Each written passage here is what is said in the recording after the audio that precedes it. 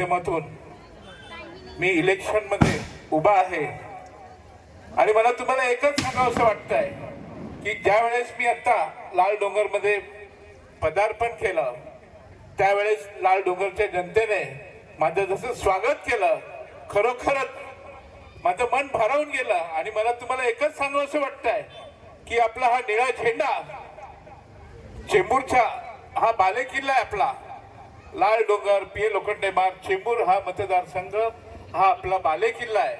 तर मला आपल्या सर्वांना एकच सांगायचं आहे की आतापर्यंत गेले 10-20 वर्ष आपण बघतोय पण आपली मतं विभाजन होत होती पण आता वेळ आलेली आहे आपली मतं विभाजन न होता समोरच्यांची मतं विभाजन होत आहेत। त्यामुळे आपल्याला आपल्या सर्वांच्या आशीर्वादाची गरज आहे आणि आपण सर्वांनी आशीर्वाद दिला तर मी नक्कीच विधान भवनात जाईल आणि आपण सर्वजण मला विधान भवनात पोहोचवल्याशिवाय राहणार नाही। त्याचबरोबर मला तुम्हाला एकच सांगावंसं वाटतं की आपल्या ह्या बाजूला स्वस्तिक पार्क मध्ये आंबेडकर भवनचं काम चालू होतं। स्थानिक आमदार प्रकाश फत्तर्पेकर त्यांनी ते विधान भवनामध्ये प्रश्न मांडला आणि ते काम बंद पडलं। आता तुम्ही मला सांगा आपल्या बाबासाहेब आंबेडकरांना विरोध करणारा व्यक्ती आपण त्याला निवडून देऊ शकतो का? म्हणून आपल्या सर्वांना बाबासाहेब आंबेडकरांचा विचाराचा पक्ष आहे रिपब्लिकन पार्टी ऑफ इंडिया हा निळा झेंडा मी दीपक निकाळजे घेऊन चाललेलो आहे। मला आपल्या सर्वांची साथ हवी आहे तुम्ही देणार की नाही? एकदा बोला डॉक्टर बाबासाहेब आंबेडकरांचा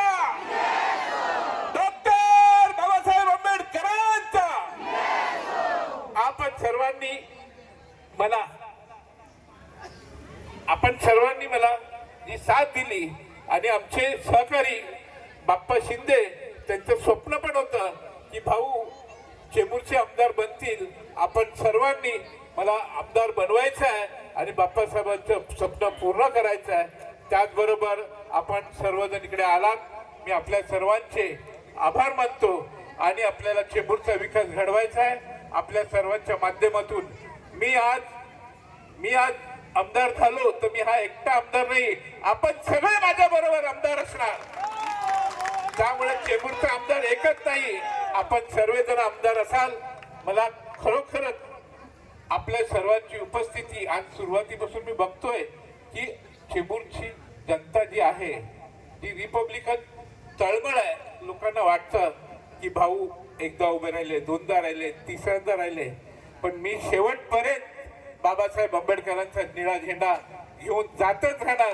म्हणजे कितीही वर्ष झाली किती काही झालं बरेपर्यंत शेवट फक्त डॉक्टर बाबासाहेब आंबेडकरांचा निळा झेंडा माझ्या खांद्यावर असेल आणि मला तुम्ही सर्वजण साथ द्याल अशी मला अपेक्षा आहे। आणि आपण आपल्या ताकदीवर आज मला एक सांगा अख्ख्या महाराष्ट्रामधून बाबासाहेब आंबेडकरांचं स्वप्न पूर्ण करायचं स्वप्न हा फक्त दीपक निकाळजे तुमच्या ताकदीवर करत आहे। म्हणून आपली ताकद आपण सर्वांनी लावून येणाऱ्या विधानसभेमध्ये मला निळा झेंडा घेऊन बाबासाहेब आंबेडकरांचं स्वप्न पूर्ण करण्यासाठी पाठवायचं आहे एवढीच आपल्याला विनंती करतो।